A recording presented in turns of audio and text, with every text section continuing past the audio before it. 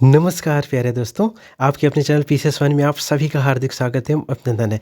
दोस्तों आज 11 जनवरी है, सीटेट के सेकंड शिफ्ट का पेपर सफलतापूर्वक संपन्न हो चुका है। उसका एनालिसिस लेकर के हम उपस्थित हैं। आइए देखते हैं कैसे प्रश्न पूछे गए हैं, लेवल क्या रहा और आपको जैसा कि पता है हम बताते हैं लास्ट में कि आपको क्या पढ़ कर जाना है और वही एग्ज़ाम में फँसता भी है। जैसे आज के एग्ज़ाम में देखिए कल हमने जो बताया था वही आज आया। ठीक है, आइए देखते हैं। दोस्तों जो लेवल था पेपर का वो इस समय मतलब थोड़ा मॉडरेट से अधिक यानी टफ लेवल का प्रश्न आ रहे हैं। और आपको बता दें जो सीडीपी का ठीक है सेक्शन था उसमें पेपर जो था वो टफ था दोस्तों। सीडीपी का क्वेश्चन टफ थे, ये ऐसा बच्चों ने बताया। और एसएसटी में जो प्रश्न पूछे जा रहे हैं स्टेटमेंट वाले प्रश्न पूछे जा रहे हैं। ठीक है, स्टेटमेंट बेस्ड क्वेश्चन पूछे जा रहे हैं, तो आपको स्टेटमेंट वाले प्रश्न पढ़ने हैं अच्छे से। ठीक है, और देखिए हमने कल बताया था जीएमटी के बारे में, तो जीएमटी से देखिए प्रश्न पूछा गया है।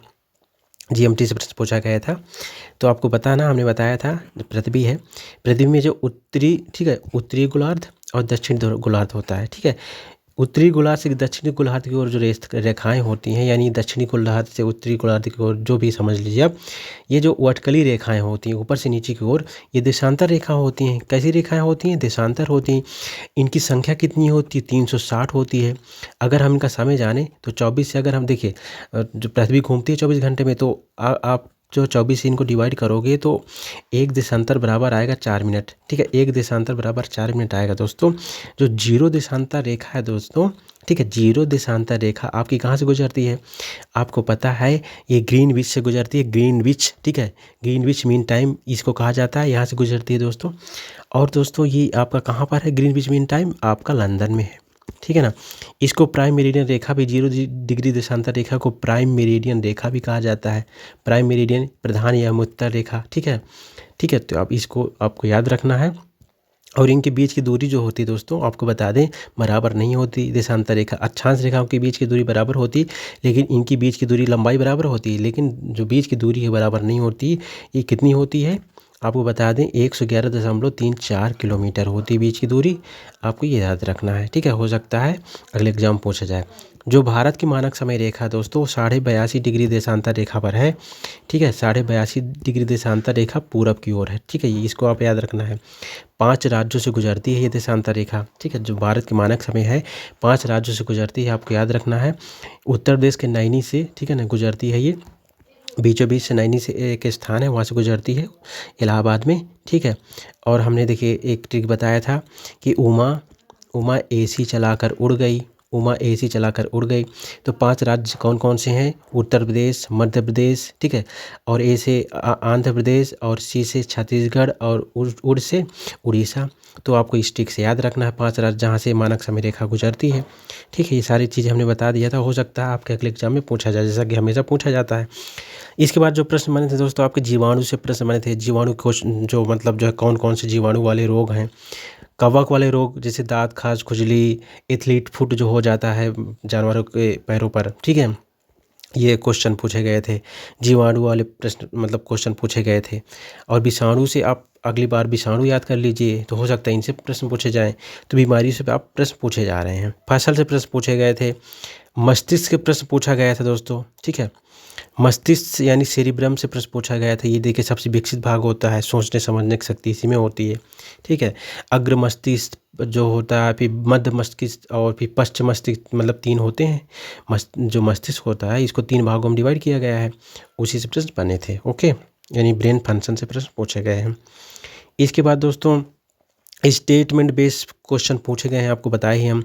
दर्पण से क्वेश्चन पूछे गए, उत्तल दर्पण अवतल दर्पण से प्रश्न बने हैं। ठीक है, इसके बाद जो दोस्तों आपके मैथ में धारिता, घनत्व, बेलन, कार्य समय, चक्रवृद्धि ब्याज से प्रश्न पूछे गए हैं। इसके बाद दोस्तों आपका कोहलबर्ग यानी सीडीपी से कोहलबर्ग, जीन पियाजे, वाइगोत्स्की, देखिए इनसे तो हमेशा प्रश्न बनते ही है। आप इनको बिल्कुल जो है अच्छे से पढ़ लीजिए। एनईपी 2020 से प्रश्न पूछा गया है। ठीक है, कस्तूरी रंजन की अध्यक्षता में बनी थी। इसका जो फार्मूला पूछा जाता है 5+3+3+4 है। ठीक है, ये सारी चीज़ें याद रखिए। और इसके बाद देखिए जो एसएसटी थी दोस्तों उससे प्रश्न बने कि आरंभिक निवास कौन सा था। मेहरगढ़ से ऐसा प्रश्न बना है। चिन्नास्वामी स्टेडियम कहाँ पर है? तो आपका कर्नाटक में है दोस्तों, इससे प्रश्न ठीक है, बना है, ये बेंगलुरु में है, ठीक है।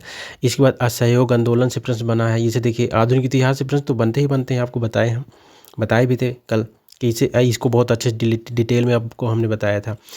जो भी बच्चा हमारा वीडियो देखता है वो समझ लीजिए कि 5-6 नंबर उसका इन्हीं वीडियो से सही हो जाता है, बिल्कुल डायरेक्ट प्रश्न बनते हैं। असहयोग आंदोलन हमने कल बहुत बढ़िया से बताया था। कल का जो एनालिसिस किया था हमने सेकेंड मीटिंग वाला, तो उसमें हमने बताया था। असहयोग आंदोलन महात्मा गांधी ने शुरू किया था, आपको पता है 1920 में नागपुर अधिवेशन में पारित होता है दोस्तों ये। और असहयोग, इसके अलावा दोस्तों आपको बता दें, महात्मा गांधी ने जो आंदोलन शुरू किया था उनमें एक सविनय अवज्ञा आंदोलन था। सविनय अवज्ञा आंदोलन दोस्तों आपका 1930 में शुरू हुआ था, जब इन्होंने एक डांडी मार्च, मतलब 1930 में ही डांडी मार्च, ठीक है ना, यात्रा पर गए थे। साबरमती में है जो, इन्होंने नमक का कानून तोड़ा था, ठीक है। तो ये प्रश्न बनते हैं। और इनका एक और जो है बहुत फेमस है दोस्तों आंदोलन 1942 में करो या मरो का आंदोलन, ठीक है ना, भारत छोड़ो आंदोलन, जिसको करो या मरो कहा गया था, ठीक है, नारा दिया गया था करो या मरो, भारत छोड़ो का आंदोलन, ठीक है, 1942 में इन्होंने प्रारंभ किया था, 8 अगस्त 1942, इसको याद रखिएगा, ठीक है।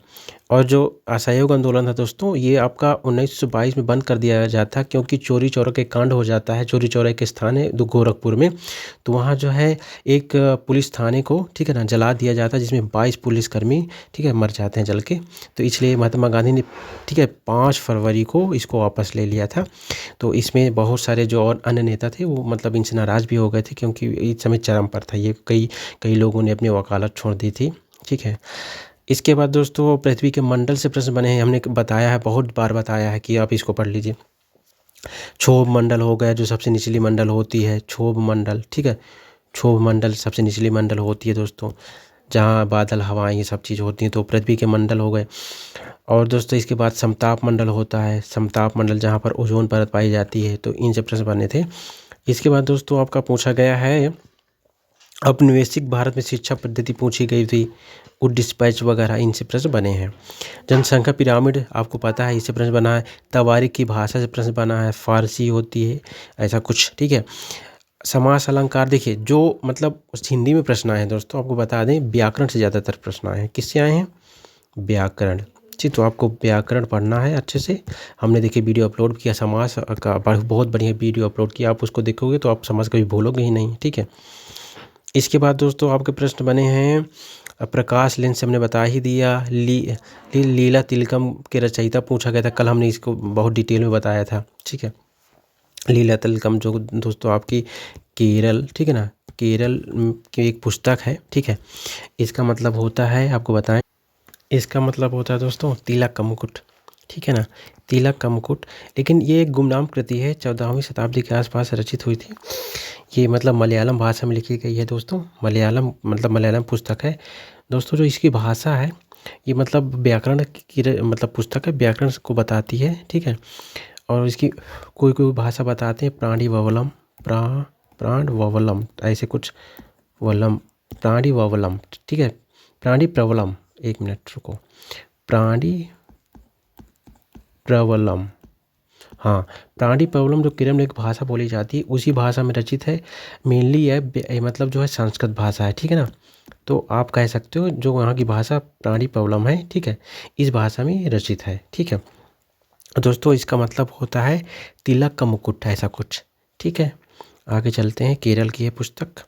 इसके बाद स्थायी निवास बनाना, ये क्वेश्चन पूछा गया था, स्थायी निवास बनाना कब प्रारंभ कर दिया था मानो, तो आपको पता है नवपाषाण काल में, ठीक है, स्थायी निवास बनाना प्रारंभ कर दिया था।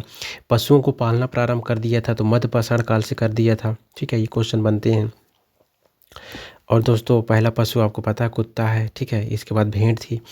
आधुनिक भारत से प्रश्न बहुत पूछे जाते हैं। पोचमपल्ली से प्रश्न बना था, पोचमपल्ली ये आपके आंध्र प्रदेश की साड़ियाँ से के लिए फेमस है ये, ठीक है। इसके बाद योगा से प्रश्न बना है आपका, ठीक। और इस ग्लोबल वार्मिंग से प्रश्न बना है, आपको पता है ना, जो CO2 यानी carbon dioxide, methane, nitrogen oxide, ये सब जो है ग्लोबल वार्मिंग के लिए जिम्मेदार है।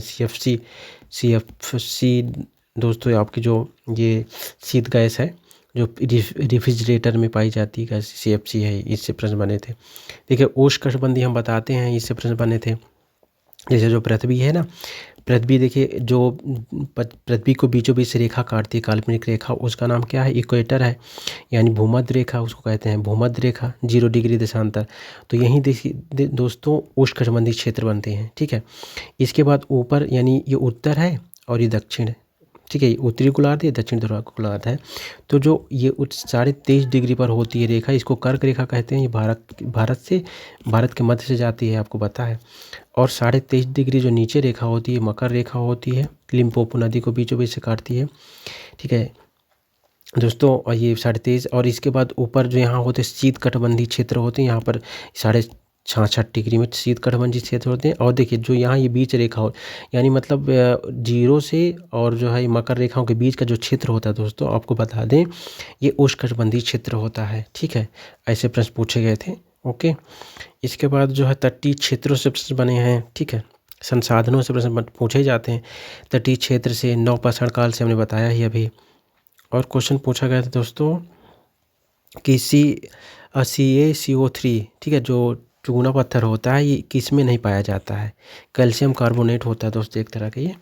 तो ये दोस्तों आपको पता है जितने सैल होते हैं सब में ये पाया जाता है, ठीक है। समुद्री सीप वगैरह इनमें सब में पाया जाता है। तो लेकिन एक जो निस्तारित जिप्सम होता है, निस्तारित जिप्सम होता है, उसमें ये नहीं पाया जाता है, ठीक। गैस को लिक्विड में मतलब जो है चेंज करना, ठीक है। गैस जब आपकी लिक्विड में चेंज हो जाती है उसे संघनन कहा जाता है, कंडेंसेशन। इससे प्रश्न बना है। कुछ मेटल से प्रश्न पूछे गए हैं, डाइजेस्टिव सिस्टम से प्रश्न बने हैं। तो ये सारे प्रश्न पूछे गए हैं दोस्तों। आपको देखिए यही सारी चीज़ें आपको देखिए पढ़ना क्या है, आपको बता दें। SST वालों के लिए मेनली हम बता रहे हैं। देखिए आपको अगर SST वाले हैं आप, तो आपको ये टॉपिक पढ़ लेंगे तो आप कहीं से नहीं प्रश्न छूटेगा, ठीक है ना। मतलब और कहीं से प्रश्न नहीं आता है, ये टॉपिक पढ़ लेंगे तो आपका कोई प्रश्न नहीं छूटेगा। समाज सुधारक उनके कार्य आप पढ़ लीजिए, ग्रह उनकी विशेषताएं पढ़ लीजिए, ठीक है। ग्रहों किससे प्रश्न बनते हैं, मूल अधिकार पढ़ लीजिए। मेनली 21 अनुच्छेद 21 बहुत पूछा जाता है, जैसे स्वच्छ पानी का अधिकार, स्वच्छ पानी पीने का अधिकार, प्रदूषित रहित हवा का अधिकार, ठीक है, पशु प्रदूषण रहित हवा का अधिकार, ये सब, विदेश जाने का अधिकार, विदेश में घूमने का अधिकार। अनुच्छेद 21 में है दोस्तों प्राण एवं दैहिक स्वतंत्रता का अधिकार। और 21 का मैं आपको बताया शिक्षा का अधिकार है। 46वां संविधान संशोधन के तहत इसको पारित किया गया था, ठीक है। इसके बाद जो है आपका संसद पढ़ लीजिए आप, कृषि एवं उस फसलों की विशेषता पढ़ लीजिए, पृथ्वी और उसकी गतियाँ संरचना पढ़ लीजिए, परतें पढ़ लीजिए, ठीक है। निफ़े वगैरह ये सब, ठीक है। सियाल सीमा निफ़े परतें हो गई, जैसे अक्षांश रेखा देशांतर रेखा संबंधित प्रश्न पूछे जाते हैं, ठीक है। इसके बाद पवन पढ़ लीजिए, हमने बहुत डिटेल में बताया है अपने वीडियो में, जा कर के देख सकते हैं आप। शीट कटबंदी, किताब कटबंदी जो आपके वो होते हैं उनको पढ़ लीजिए। पृथ्वी की विशेषता, जल धाराओं से प्रश्न बनते हैं, इनको पढ़ लीजिए। दक्षिण भारतीय आंदोलन पढ़ लीजिए, ठीक है, उससे प्रश्न पूछे जाते हैं। एक सतनाम आंदोलन बहुत पूछा जाता है, सतनामी आंदोलन। जो घरवासी क्या है, ऐसा कोई है ना, मतलब वीरभान ने जो प्रारंभ किया था 1600, ठीक है ना, 1659 के आसपास, ठीक है। और 1672 में अंग्रेज जो औरंगजेब थे उनके विरुद्ध इसमें एक आंदोलन छेड़ा था। और घरवासी दास ने दोस्तों इसको मतलब जो एक आंदोलन बनाया था, जाति जो व्यवस्था उसके विरुद्ध थे वो। इसके बाद आधुनिक भारत का आंदोलन पढ़ लीजिए, इससे प्रश्न बहुत पूछे जाते हैं, जैसे असहयोग आंदोलन हो गया, अभी बताए हम आपको। प्राचीन इतिहास पूरा पाषाण काल पढ़ लीजिए आप, वैदिक काल से प्रश्न बनते हैं, कभी कभी मौर्य काल से बनते हैं, गुप्त काल बौद्ध धर्म से बन जाते हैं, तो इनको आपको पढ़ना है, ठीक है। ये सारी चीज़ें पढ़ लीजिए और नेक्स्ट टॉपिक के साथ आपको मिलते हैं। कल का एनालिसिस करेंगे हम आप, और बताएंगे आपको क्या क्या पढ़ना है फिर से। और ये चीज़ आप पढ़ लेंगे, देखिए बताना क्या है, ये सारी चीज़ आप पढ़ लेंगे तो मतलब जो है कहीं से प्रश्न आपको छूटना नहीं है, ठीक है। सारे प्रश्न फंसेंगे और बस आप मेहनत करते रहिए, ज़रूर पास हो जाएंगे। Best of luck. Thanks for watching this video.